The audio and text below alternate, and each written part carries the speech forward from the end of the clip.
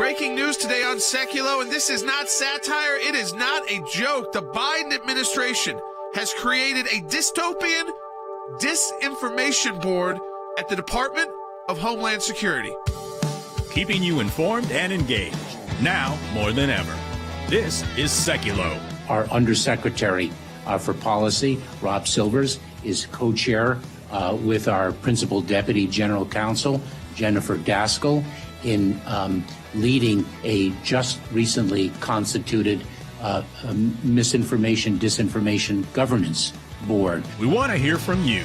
Share and post your comments or call 1-800-684-3110. The goal is to bring the resources of the department together to address this threat. And now your host, Jordan Sekulow. And welcome to Sekulow. No, it's not a joke. It's almost hard to believe, except for remember, these are the Democrats who have weaponized every government agency they can to try and silence you. So you saw them weaponize early, a decade ago, the IRS. We've battled that. They've weaponized the FBI, so no one respects the FBI anymore. And now they're weaponizing Department of Homeland Security, which has already been a disaster. I mean, there have been calls by members of Congress to impeach the Secretary of Homeland Security for failing to do his job to protect our border and, of course, to protect American sovereignty. But you know what he's spending his time doing with his staff of political appointees? Coming up with, and this is no joke, a Disinformation Governance Board. This is another weaponization of the federal government to come after average Americans speaking their mind. The idea, and the new head of this, she's already called you a fascist if you support President Trump. So she's already come out with her own insults for you, but she doesn't want to hear anything on the street that she might disagree with. We talk about that a lot on this show, that being a free speech absolutist means you will hear opinions and views that you don't like, that might make you uncomfortable, that might even make you mad. But that's part of living in America. That's what makes us different than even other democracies around the world, is that we actually have, or at least had, freedom of speech. You can be the lone actor with your sign on the corner. And, and that's a normal part of America. And it's up to you to convince more people to join your cause. Yeah, so it is unbelievable. A Disinformation Governance Board to coordinate countering misinformation related to Homeland Security, focused specifically on irregular migration, in other words, illegal crossings, and Russia. So if you speak on your piece on any of those issues, and of course, it's not going to be limited to that. But, the Nazis had a ministry of propaganda and public, was it public engagement? Well, what was that name? It was a ministry of propaganda, and they also had another component to it. It was the same type of idea. Yeah, public enlightenment. So public enlightenment, and we've got, and said ours is called the Disinformation Governance Board. You talk about an attack on freedom of speech, folks. I mean, you do realize what's happening, right? The government is impaneling a group of government employees who will, without court order, without court oversight, will decide whether speech you're giving constitutes disinformation. Now, what are the penalties for that? I guess they can, list you on a Homeland Security listing. They'll get you fired from your job is what they'll do. I mean, they'll get you fired. Of course, that's real economic consequences. So that's how they can, a backdoor consequence is they expose you as some kind of, this radical extremist, and then suddenly you've lost your job. You can't be associated with anymore. And the person running this, she tweets out, "The cat's out of the bag. Here's what I've been up to the past 2 months." I mean, they're proud of this. We're going to play her sound. They are proud of limiting speech. They don't want. This is the left. This was the liberals, the Democrats. I thought they love protesters and they love disruption. But you realize now it's up to us. We're the disruptors. We're the ones who actually say, "Give me all your speech. Give me Black Lives Matter. Give me everybody." And just let everybody talk. Now, if you start rioting, that's a different story. But that's not what this is about. This is about the actual speech. This is about Governance Board. It's not about action. It's not about doing anything illegal. It's called a Disinformation Governance Board that will determine whether your speech is disinformation and then subject to whatever draconian penalties they put in place. We want to know your opinion on this. 800-684-3110. We'll take your calls. 1-800-684-3110.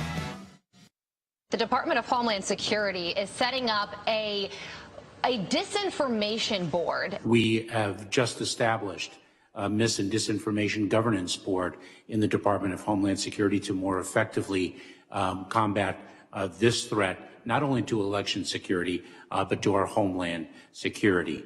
We are disseminating information to the secretaries of state. We are counseling them and providing resources to ensure better physical security. We are addressing all aspects of election security, given, of course, the midterm elections that are upon us and the fundamental integrity of our democratic processes that is at stake. A disinformation board, I mean, that is as dystopian as it sounds. The Department of Homeland Security, and frankly no other department or agency in our government, should have something called a disinformation board. I mean, disinformation for this administration is mostly facts that are inconvenient politically for Joe Biden and the Democratic Party. This is the type of stuff that the North Korean government would invent, or the old Soviet Union would invent. Like, who is to be the arbiter of something like this when they obviously represent one ideology? The answer to bad speech or to flawed speech or to wrong speech for most liberals traditionally throughout our history has been more speech and more persuasive speech. But because the Democrats see the polls slipping away from them, because they don't support the idea of free speech anymore, now they've labeled everything as disinformation or misinformation that doesn't fit into their preconceived storylines. If this is the administration in charge of it, no one's going to take it seriously because no one really trusts this administration. DHS is failing right now at some of its core responsibilities, like protecting our border. They shouldn't be branching out and becoming censors along with social media companies and other major media companies.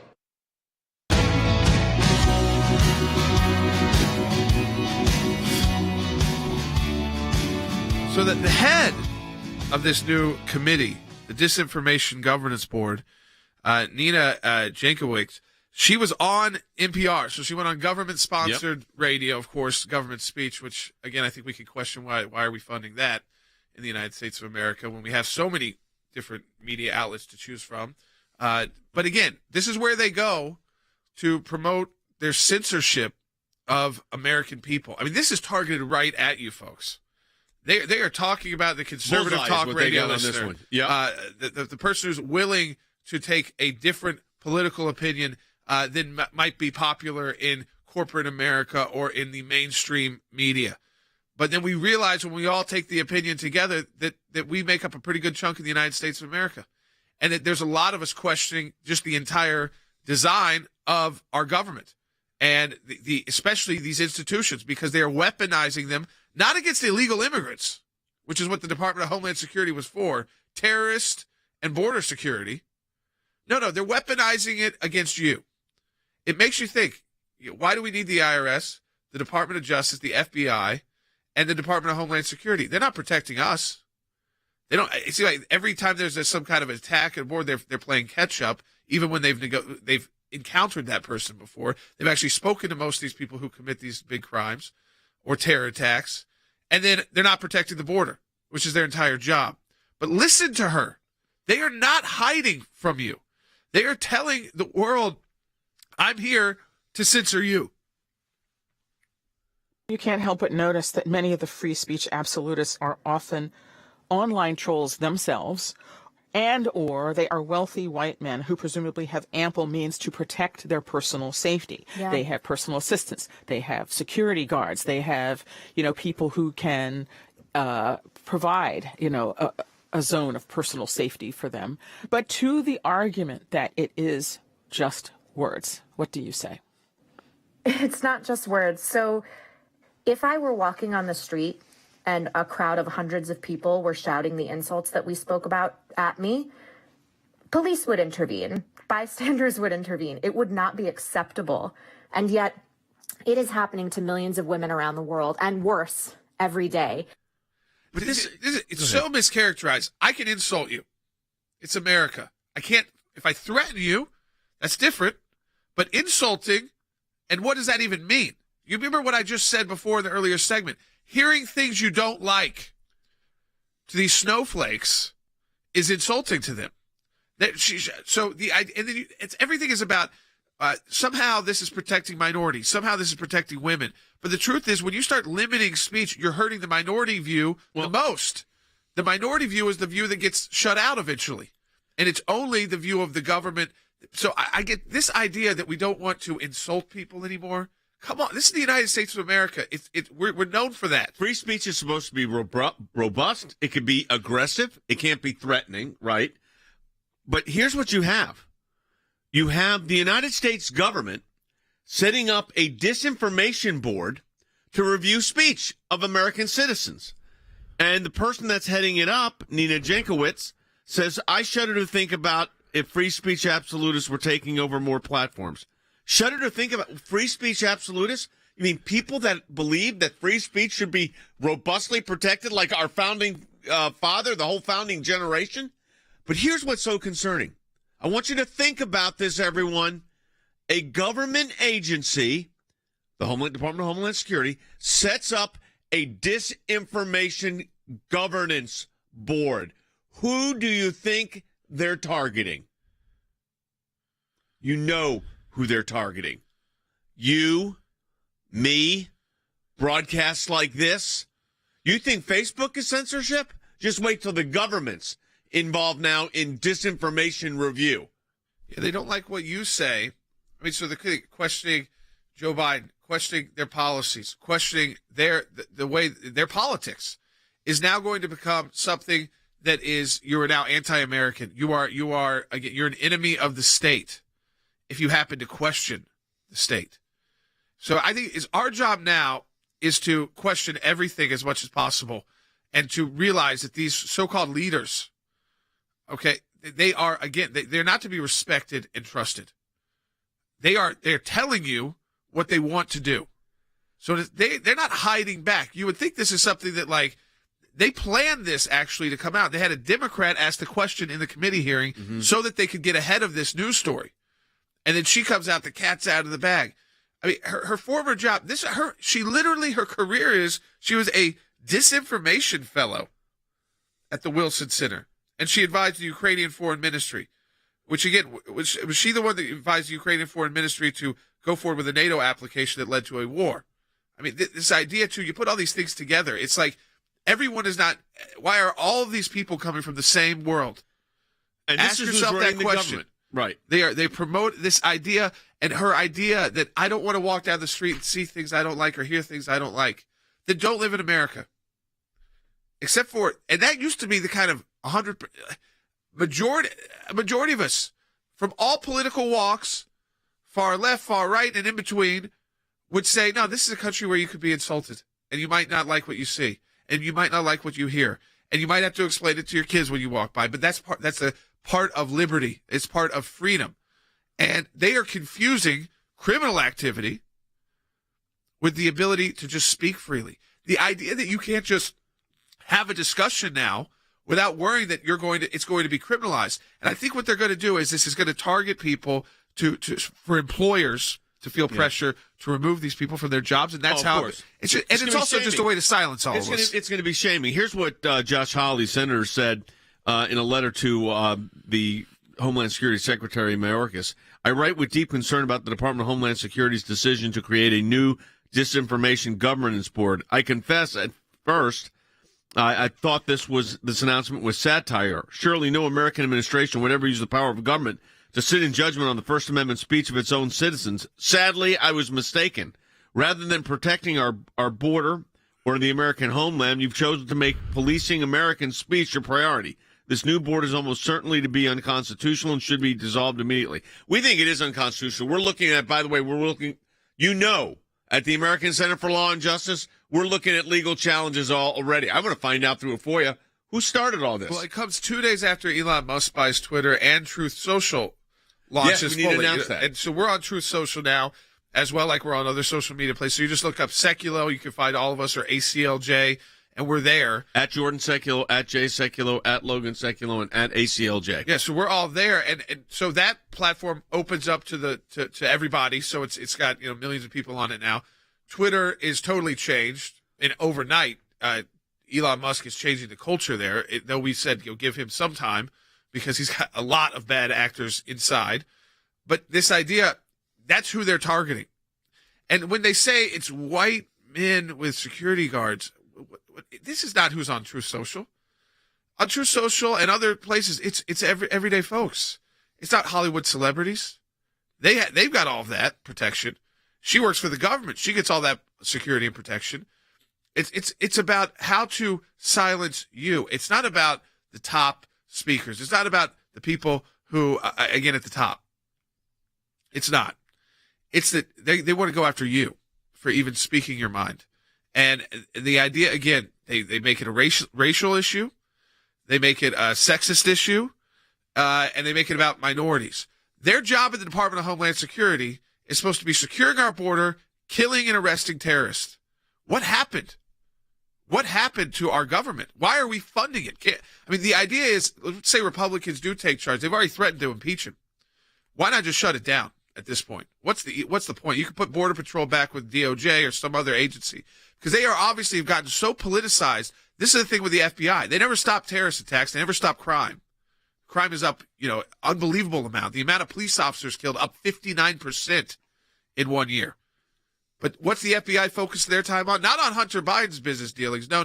They're focusing their time on you. And what you're going to say. On a social media platform. Yeah, because now they're concerned that an Elon Musk is going to open up the social media platform to free speech without viewpoint discrimination. This is their concern. Let's go ahead and take a call before you. Right? Yeah, we go to Mary Ellen, Illinois on line 2. Hey, Mary Ellen. Hey, go ahead. You're on the air. Yes.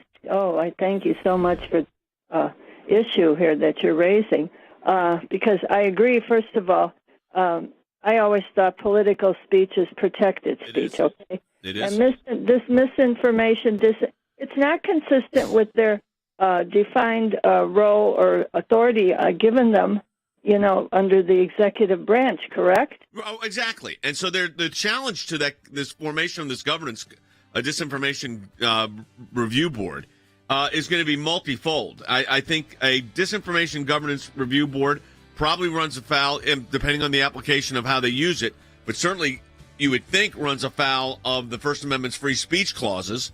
Maybe it's freedom of association clauses as well. First thing to do is find out how this all started. That process is already underway because your American Center for Law and Justice is already preparing the documents to find out what this is all about. That's why your support of the ACLJ, especially during this matching challenge, is so critical. ACLJ.org. That's ACLJ.org. We're in a matching challenge campaign. Any amount you donate, we get a matching gift for it. We're very close to catching up with last year's monthly match. We're within about $100,000. ACLJ.org. When we see something, when we hear something, when we're concerned about an issue, we don't just talk about it. We do something about it. And that goes to our Government Accountability Project. The things that are important are knowing where to look and who to look at. What we're trying to do is get information that we, the people, are entitled to. We sort of call them puzzle pieces because we don't know which ones we're going to need in the long run. But you gather all the puzzle pieces together, and then you start to put them together to uncover the truth, really. The Freedom of Information Act, that's a statute that allows us to get information from the government. Starts with a letter from our offices in Washington to these agencies. And it says, give us this information on these topics. And generally, they don't. And then we go to court. We go through a series of lengthy negotiations back and forth about what they'll give or what they won't give. We may get tons of information that's redacted, and we have to then go back and say, you redacted too much. We can't really find out what you're giving us because it makes no sense. So it goes through a process of litigation. That is how you get information, and that office is going to be more active now more than ever. The ACLJ has been extremely active in vigorously seeking to hold these bureaucrats accountable. We have filed hundreds of FOIA requests. We have received over 20,000 pages of documents in our litigation. How was our government operating? What were they driving at? What was their agenda? What was their motive? And I will tell you, sometimes the picture that it paints is one of terrific abuse. You're finding a nugget in a gold mine. Occasionally you'll come up with something that is really a bombshell, but you have to persist in doing it, and that's what we do. That's a little bit of what we do through our Office of Government Accountability, and of course that comes under our Office of Government Affairs. So your support of the ACLJ supports all of that.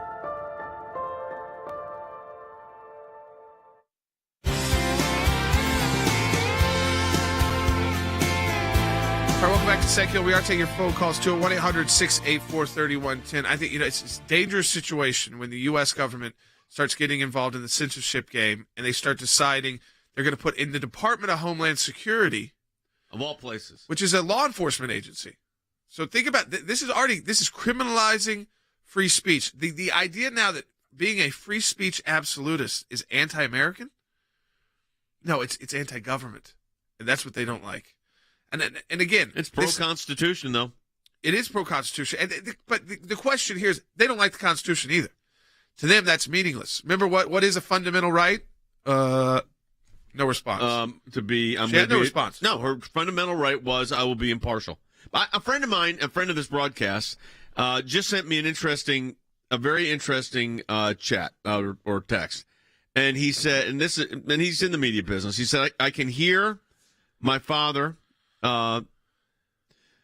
spinning in his grave, saying, "This is not what I fought and what I was wounded for in World War II, to have a Disinformation Governance Board established by a government agency of the United States to monitor the speech of Americans and to determine if they're disinformation or not." I mean, this is unprecedented. Harry, you direct our policy, and I'm thinking this violates everything we stand for as an organization, but it violates everything the Constitution stands for. I think you are exactly correct. Criminalizing free speech is arguably treasonous. It is designed, in my view, to undermine the Constitution. So while liberal elites like Professor Michael Sandel of Harvard have unjustifiably claimed that President Trump was an authoritarian figure, the truth is it is neoliberal globalist elites who are the true totalitarians. So from Prime Minister Justin Trudeau's attempt to shut down free speech in Canada, labeling it Nazism, to President Biden's attempt to follow the pathway blazed by Joseph Goebbels and Joseph Stalin, now the Biden administration has formally set up a new Disinformation Governance Board that is designed to allegedly counter misinformation regarding illegal migration, Ukraine, and election security. After all, the neoliberal globalists are the new authoritarians, and they should be labeled such by the American people, and the American people should rise up. They should certainly go to the polls, and they should engage in their own form, legally, of course, of election security. And meanwhile, they should robustly exercise their free speech rights guaranteed by the Constitution. Yeah, I don't think there's a choice anymore. I don't, this argument that you can make, well, I still feel like I should vote for these guys. No. Like Harry was talking about, people have got to overwhelm the elections in November. I mean, that's the way for election integrity right there. You overwhelmingly beat back on these policies. And remember, when President Trump said drain the swamp, remember what happened to him. The swamp is still there. It's stronger than ever before because they have the number one swamp creature, entire career, entire life has been spent in Washington, D.C., is Joe Biden. This is a guy he loves all of this bureaucracy. So they've got their best friend they could even imagine to rebuild anything that Donald Trump took apart. And so we've got this opportunity. I don't, this idea again that you can even justify voting for this side. Now, I wouldn't shut you down for trying to justify it. That's the difference between me and them. I think it's pretty ridiculous to vote for a Democrat right now, but I wouldn't tell you that you can't, and I wouldn't say they can't have a viewpoint, and they shouldn't be on the social media platform to be able to share that viewpoint. If they want to be on the street corner, they can try and share that viewpoint. But the fact is, what makes us different from Europe and other Western countries, is that we actually have freedom of speech. They don't. They might have functioning democracies, but they don't have real freedom of speech. The government is still in control of the narrative. And take a listen. This is what the new DHS committee chair for this disinformation committee wants to make America look like. Take a listen. We need the platforms to do more, and we frankly need law enforcement and our legislatures to do more as well. And in other countries, they're looking at this. You know, the UK has an online safety bill that's being considered right now where they're trying to make illegal this currently, quote, awful but lawful content that exists online where people are being harassed. Awful but lawful content. It's lawful. The government just doesn't like it. And, you know, the ability to petition your government for redress of grievances is also in the First Amendment. You know, one of the fundamental rights that the new Supreme Court justice did not recite. That's a freedom. The freedom of speech and association is a freedom. But this is a direct attack. I want you to make no mistake about it. This is a direct attack, Harry, on fundamental constitutional rights and freedom. Even the name of the organization, the Disinformation Governance Board of the United States government. I mean, this is unbelievable. I think you're absolutely correct. So what we are witnessing is the formation of a new ministry of truth. And the new ministry of truth in the United States follows in the unenviable footsteps of Joseph Goebbels and Joseph Stalin. There is no such thing as a false idea, at least according to the United States Supreme Court's interpretation of the Constitution. But if we look at the new head of the Ministry of Truth, set up by the Department of Homeland Security, she gets to decide what is a false idea, what should be banned. And it's important and imperative to recognize that her analogy to the United Kingdom is misplaced. The United Kingdom does not have a written constitution. Nor the First Amendment, of course, a freedom of speech clause. Precisely. Right. And so she is off base, but the entire Biden administration is off base. And I think we should be at least grateful that MSNBC's race lady Joy Reid was not named the leader of the Ministry of Truth. Well, let me just say this, too. In the UK, what she forgets is that the only people on either political side are elites. That's why none of our movements in the U.S. fully have matched up with theirs. Just you have the Nigel Farages, these kind of outliers. But to even get to be in the political movement, you've got to be an elite. And so this idea that we want to be more like them, it is the opposite of what we want to be like in the United States of America. They do not, again, they have no fundamental rights. The same answer would be the same question. Well, they're not really, right? I mean, I'll just be fair. But this idea that awful but lawful, if it's lawful, then the government shouldn't be getting involed. They certainly should. That's it. That should be the line right there. I don't care how awful it is. Remember you were deplorable?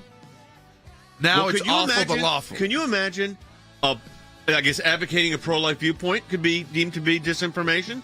The proclamation of the gospel, I guess, could be disinformation? I mean, I'm thinking through every case we've ever had. I never thought I'd see a day where the government would have a disinformation review committee. I'm sorry. Harry, we got 16 seconds. Did you expect that? We've lived a long time. No, I didn't expect it. It is crazy. But it is the inevitable outcome of globalist elites and their desire for power. And AOC and Omar, this is what they want. A ministry of information. Here's what I want to say to our ACLJ members, or for those of you that enjoy watching this broadcast. Whether it is going after the deep state, whether it is litigation that we're engaged in, whether it is defending the persecuted church and getting individuals out of prison because of their faith in other countries, whether it's training lawyers to fight for religious liberty, not just here in the United States, but around the globe, whether it is producing a daily, 5 days a week, 1 hour live television and radio broadcast heard on thousands of radio stations, on TV platforms, on social media platforms. Your support of the ACLJ enables us to do all of this. We want to encourage you to support the work of the ACLJ. And when you do that, you're supporting our production teams, our videos, whether it's that kind of production and other things that we are working on. The ACLJ is front and center on this. We're in a matching challenge campaign. Any amount you donate, we get a matching gift for. Go to ACLJ.org. Keeping you informed and engaged, now more than ever. This is Sekulow. And now your host, Jordan Sekulow. Hey, your U.S. taxpayer dollars are now funding, and this just got exposed. She's been in there for a couple months. So a Democrat planted the question for Mayorkas yesterday when he was testifying. So this was not like to get ahead of the story that was obviously about to break. And again, this is literally, it is called the Disinformation Governance Board. I mean, again, writers, novelists, movies have been made about these ideas happening in the United States of America. So I want you to take a listen. This is Secretary Mayorkas. Now, he's supposed to be focused on securing our border and keeping out illegal immigrants, and also keeping the drugs out, which are killing everybody, everybody across the country. But he's not even focused on that.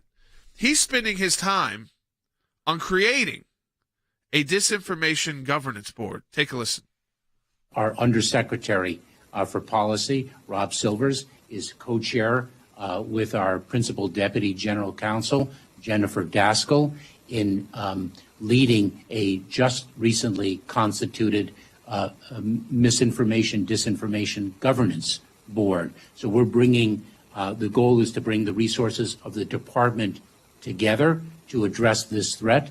I just read a very interesting study that underscores the importance of the point that you make, the spread of mis and disinformation in minority communities specifically, and we are focused on that in the context of our CP3 and other efforts. Oh, first of all, that's a little insulting to the minority community. It's always insulting to the minority community. The idea that they can't think for themselves.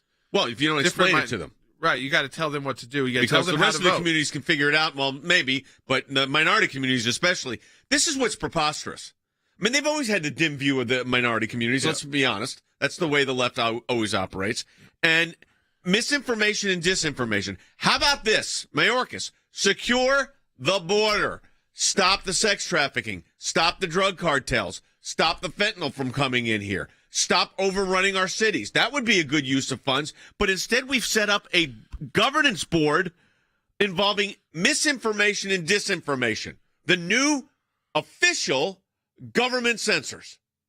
Set up with your taxpayer dollars in mind to monitor what we say. We want to try to grab one call? Yeah, we got the phones, 1-800-684-3110 to talk to us. Rich in Ohio, on line one. Hey, Rich. Hi, thanks for taking my call. You set off a fire in my belly when I heard this morning, but to me this is just their way of legalizing a way to legalize their disinformation. Oh, yeah, of course, because they get the cloak of government protection. When the government speaks, it's almost immune from criticism. There's also the bureaucracy at work here, too. So the Democrats are inseparable from the bureaucracy. They are the swamp. And they are these controls. This is their dream, has been able to shut down the dissenting viewpoint. The idea that again, because when you shut down the dissenting viewpoint, you try to marginalize a political movement so that you feel like you're alone, and there's not other people out there who agree with you, and then suddenly that movement doesn't grow. You silence the movement. You make it where you have to make an economic decision about your politics. Will I be able to keep my job if I decide not to go along with this government action? This is what they've been doing to pro-life protesters and pro-life speakers for decades. Now they're broadening it out. Remember, they're calling you the fascist. They're calling us the Nazis. But we're the ones saying free speech absolutism. Insult us. Let me see things I don't like. Hear views you don't agree with. Hear views you do agree with. Make your own decision about where you want to go to hear or not hear speakers.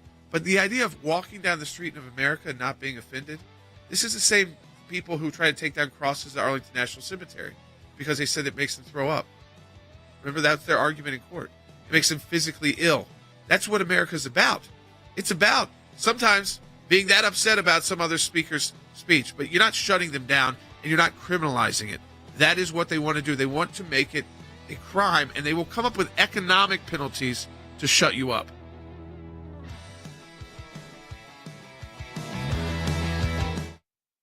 because of the support of every member of the ACLJ, one of the practice areas that we've been able to develop is Freedom of Information Act requests, or FOIA requests. It's thousands of pages of paper, and in those thousands of pages of paper, you usually find a nugget. The goal here is to gather the puzzle pieces. Sometimes you don't know which ones will be important until they become important. Government agencies acting out of control. We have exposed that in our FOIA litigation, and we do that every day that we bring these cases. It is your statutory right as an American citizen to have access to documents that reveal how the government is functioning, how your government is functioning. Do you remember the Iran deal? There was a video about what took place on that deal, and it was edited. And the edit took out the key part of what was going on. State Department, White House, editing videos to keep it from the American public. How do we know? Because our FOIA litigation got that document. We took it to the IRS.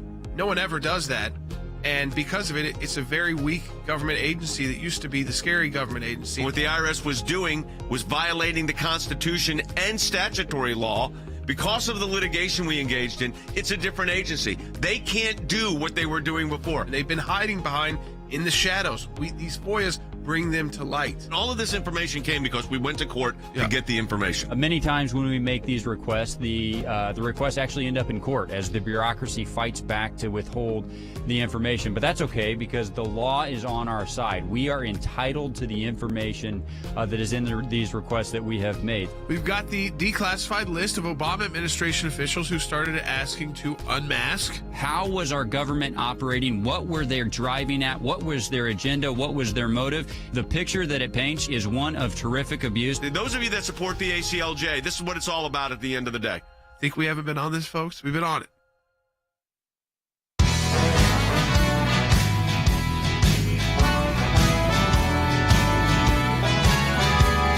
All right, 1-800-684-3110 to join us on the air. This is, again, I want to play more because this is your new head. Your taxpayer dollars are paying for her salary, of the Disinformation Governance Board. Nina Jankowicz. Do we have this? I mean, this is her career. This is an official United States agency, Department of Homeland Security, big one, setting up a disinformation and Mayorkas said and misinformation governance board to monitor the American people. I mean, I want you to think about that for a minute. Now go ahead. Well, they're also, I mean, there's a game they're playing here too. They're trying to provoke bad actors too. They want to provoke bad action so that they can then blame and see we can't have this. So there's a game they're always playing too, which is they're going to be outraged by this. Maybe someone will do something actually illegal and actually bad, and then we'll get to justify our existence. So I want you to take a listen carefully to who you're paying for in this disinformation office. This is, again, her interview on government radio, Nina Jankowicz. I think you make a really good point, Michelle. You know, for people of means, for people who are in the majority, it's a little bit easier to deal with. The onus always falls on the target of the abuse. The platforms aren't doing very much right now. And I shudder to think about if free speech absolutists were taking over more platforms, what that would look like for the marginalized communities all around the world, which are already shouldering so much of this abuse, disproportionate amounts of this abuse, and re-traumatizing themselves as they try to protect themselves from it, you know, reporting, blocking, etc. You know, when they say things like, it concerns me when we have these free speech absolutists. What's the opposite of a free speech absolutist? A censor, a discriminator. Because free speech, protected free speech, does not include yelling fire in a crowded movie theater. And they know that. Yeah, but so when they say these phrases like absolutist, and I consider myself a free speech absolutist, I believe that you counter speech you disagree with more speech. By the way, Supreme Court has only said that for 70 years. 40 of those we argued the cases.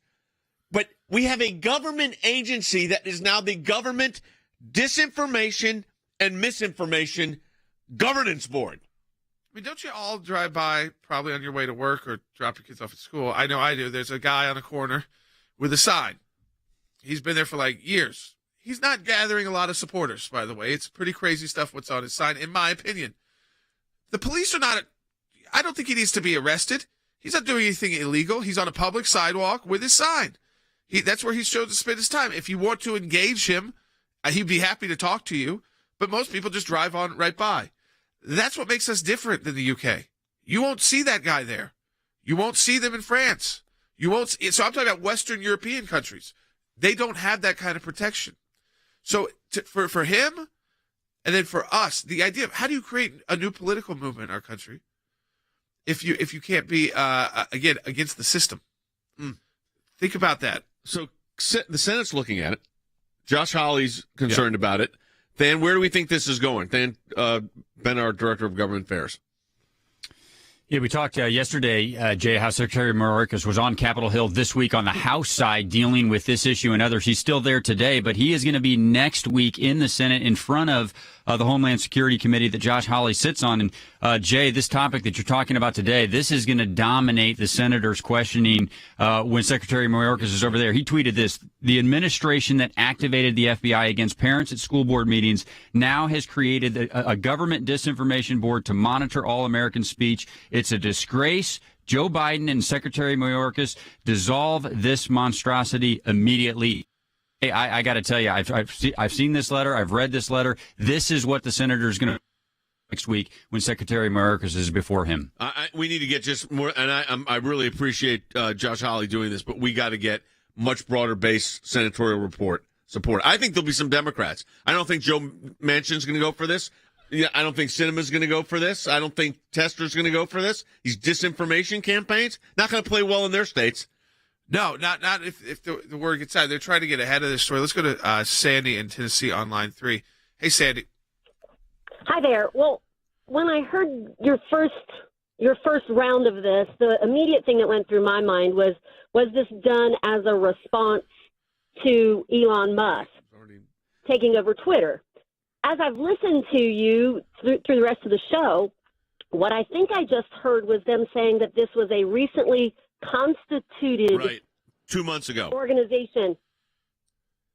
Okay, so I guess that my timing must be off in my head a little bit. No, I think it all does play together, though. You know, I've been saying it for months on our show that we're going to have some billionaires on our side step up, or we're going to just be, outspent and out. Every news agency is going to be bought by a billionaire on their side, as a Soros type or a Bezos type, and Elon Musk comes in a couple months later as a disruptor. I think they still have a pulse on what's happening in the country. That's why they want this. They want to shut you down. They know they're about to get slaughtered in the midterm elections. Okay, so they will not be able to get any actual legislation moving that is partisan. They got a pretty weak Supreme Court nominee through. I don't even think that she adds up to what they really want. I mean, so that's the no, they clearly wanted the ones that were more to the left. Yeah, but because of their political promises, they couldn't choose those people. So they did choose someone who could not tell you what a fundamental right was in America. Think about that. We have a First Amendment. We have a Bill of Rights. These people went to Ivy League schools, and they got caught off guard. She's going to be a Supreme Court justice this summer. Take a listen. Could you tell me how you might go about deciding what a fundamental right is under the Constitution? Well, Senator, I don't know that I can tell you that in the abstract, in the sort of way that you may have posed the question.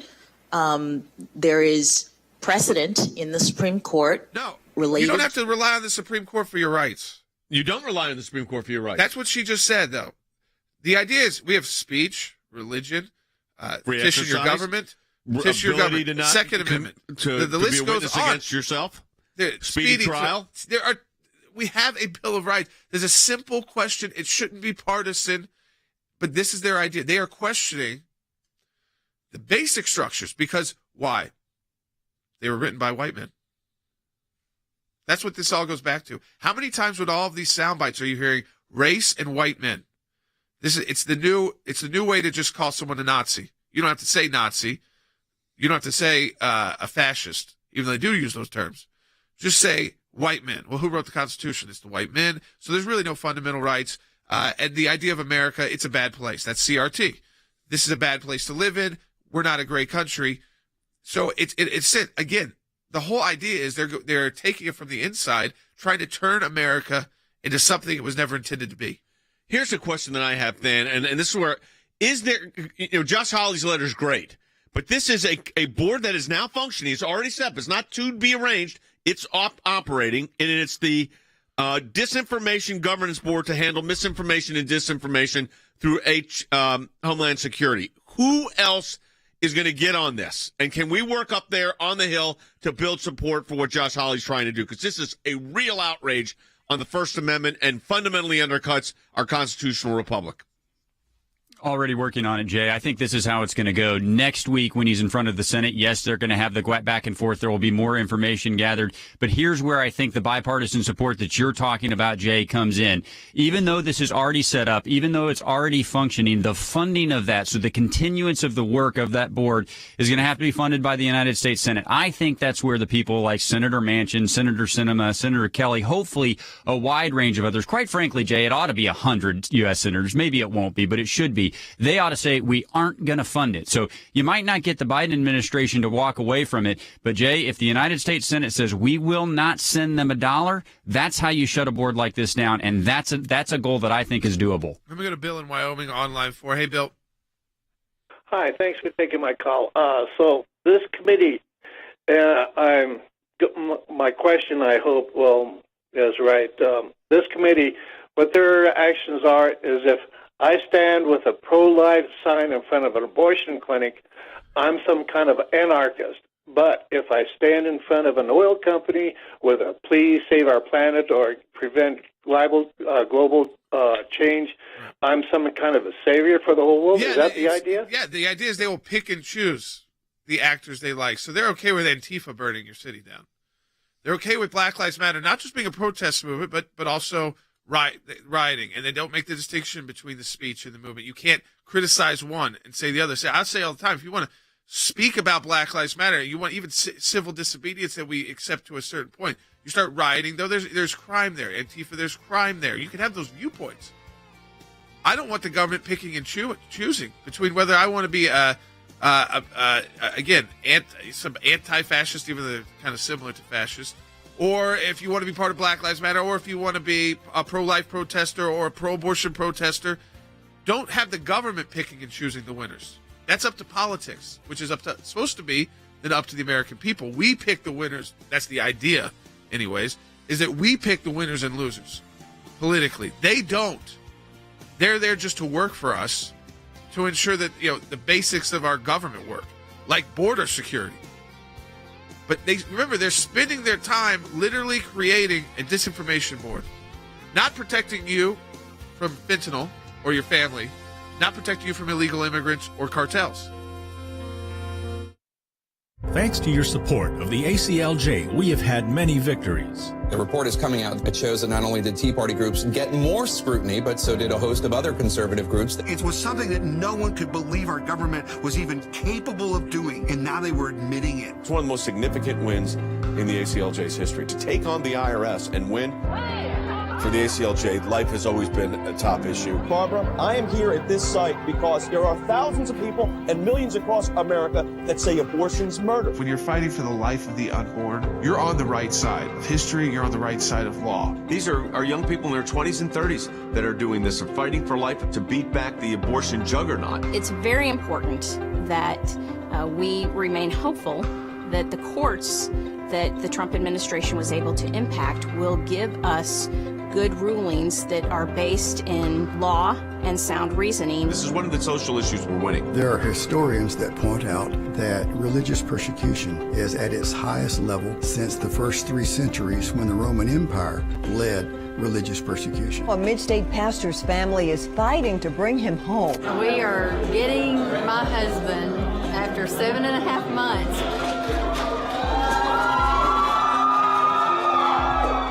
Turkey should not get away with holding my father one more day. When Brunson was finally released, who meets him at the airport at 2:30 in the morning? Rick Brunell. I saw Pastor Brunson walk down the stairs of the plane. I was filled with emotion.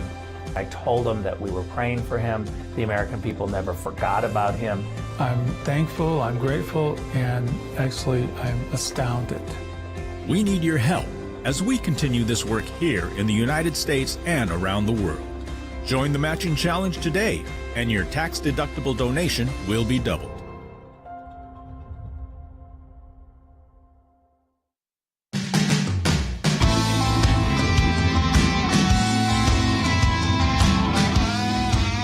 welcome back to Sekulow. We're taking more of your phone calls to 1-800-684-3110. That's 1-800-684-3110. Let's go to Linda in Pennsylvania online too. Hey, Linda. You Good there? afternoon. Thank you for taking my call. Yep.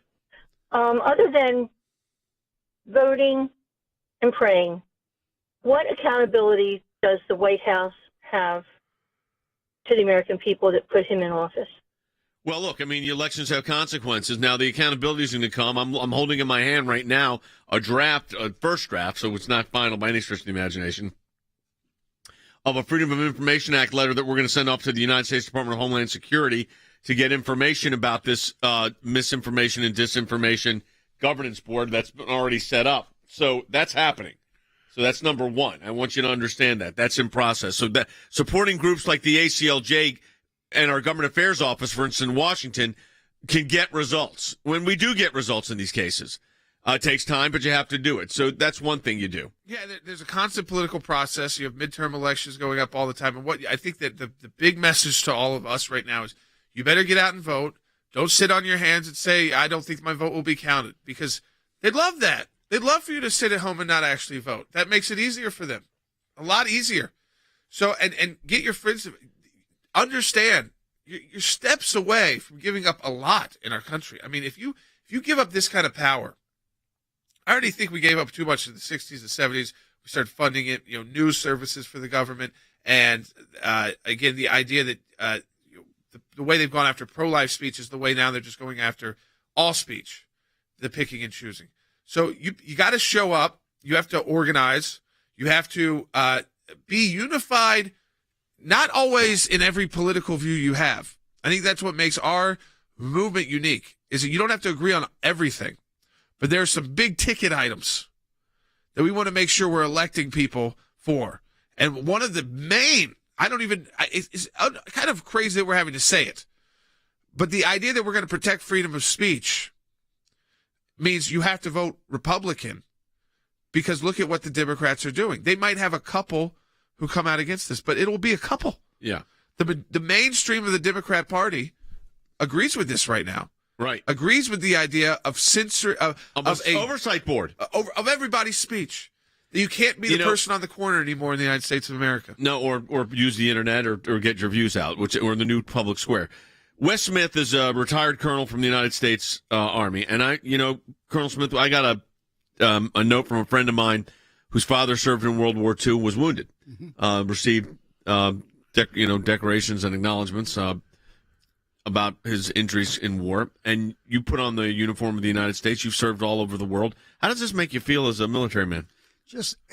These are the things that we raise our right hand. We take an oath to defend the Constitution. This is an attack on the First Amendment of the Constitution. What they fail to realize, Jay, is that misinformation speech is protected speech, just like hate speech. Oh, sure. And that is lost on them. But what bothered me about Mayorkas' testimony yesterday in Congress was that the excuse he used for establishing this board to monitor what we say and write is national security. That's what he said. Yep. He made the statement that disinformation creates a landscape of vulnerability for state actors to use to the detriment of the United States. Our adversaries, they use the words of the progressives to the detriment of the United States. They actually have a PR coup with things that people on the left, including some of our U.S. leaders, say. Yep. Our adversaries pick up on that, and they actually quote them. They have quoted Mayorkas. One of the folks on Truth Social, Mr. Plain Truth is what he goes by, said this: when can we expect the @ACLJ and @Sekulow to file a suit against DHS for the formation of the Disinformation Governance Board? Isn't this a direct violation of the First Amendment? Yes, it is a direct violation of the First Amendment. And I am reviewing, as soon as we get off of radio, the first draft of our Freedom of Information Act demand, which I'm sure will be objected to, and into federal court will end up. Yeah, so, yes. And I think we have to think, too. I mean, this just happened. But the idea is that if it silences speech at all, it's already unconstitutional. So whether you could challenge it outright, even outside of the FOIA process, because of its immediate, because they've announced it, they've told us all who's a part of it. So I think that, again, they're not doing this in secret, which, again, but I always speak it this way. Remember who they're putting on the court, people who don't think you have a fundamental right. Now, right now, that's not the majority of the Supreme Court's view. But I think one of the commenters said, too, could you imagine if they do vote Roe versus Wade? They're going to go crazy. This is all really, this is not about Elon Musk. It's about those kind of moves. Yes. But who will be violent in the street? Who will actually be the ones committing crimes? It's not speakers. It will be them. Who burned your cities and towns down? Them. The far left. That's who burned the cities and towns down. Yep. So that to me, get ready. This is a full-on assault on all of us. And those decisions come out in about 8 weeks. All right, let's take another phone call. Jenny from Florida. Hey, Jenny. Hi, thanks for taking my call, and thank you for all you do. Thanks. I'm wondering where Mayorkas gets the authority to form a board like this and hire people and manage to keep it a secret for 2 months. Well, I mean, they're cloaking it, and it's part of security, like Wes was talking about. They're saying it's a national security issue. Now, I think it's challengeable now that they've come public with what they're calling it and what its force is. But when you create these agencies, they have policy power outside of the political process. Now, Congress can decide to fund them or not. They can also, you can decide. Changing the Congress could have a big impact on this. Yes, but they could also find money. You don't know with DHS. They could find money. We're going to probably have to do a direct constitutional attack on this setup of this disinformation campaign. As you and I were talking earlier, when Mayorkas uses national security as the excuse for this, it reminds us of Nazi Germany. Oh, yeah. Joseph Goebbels was appointed the head of the Ministry of Propaganda and Public Enlightenment, and they passed a law called the Editor's Law. Clause 14 of that law that Joseph Goebbels, officiated over, ordered editors to admit anything, quote unquote, calculated to weaken the strength of the Third Reich at home or abroad. He justified their censorship on national security as well. It's almost the same thing that Mayorkas said yesterday. Old playbook. Yeah, it's the idea you can't be a patriot and anti-government at the same time. When in fact, being a patriot and questioning the government go hand in hand together. Well, that's how we became a government. That's how we became a country. The idea that you can't criticize the government anymore is the whole. It's an entire shift in what we're all about, and I think what it's going to do is unleash a movement they've never even seen. They think Donald Trump was a movement. You take moves like this, and you're going to bring more people. Because then you bring in the Elon Musk world. That's not necessarily the Donald Trump world. Though they might see eye to eye on some things. You start bringing a mass amount of people, they're going to say, we're going to take away your free speech rights.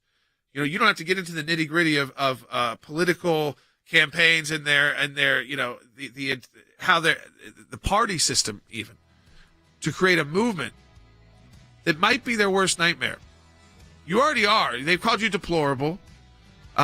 You're fascist, Nazis, theocrats. I mean, the list goes on and on with the terms they use. And again, stand with us. Insult all you want. But yeah, I think you have to be ready for a major battle here, a major cultural battle. And support our work at ACLJ.org. We're ready for it. We're prepared, and we're right on. We're standing with you. We've been standing up for the marginalized voices in America since our founding. But we don't let the government pick and choose who the marginalized are. Nope. Paul and Rumble ask, are the ACLJ donations tax deductible? They are. And we're in, as Jordan said, the Matching Challenge campaign, which means your tax deductible gift of $10, $20, $30 is matched by another donor. So it effectively doubles it. ACLJ.org. Talk to you tomorrow.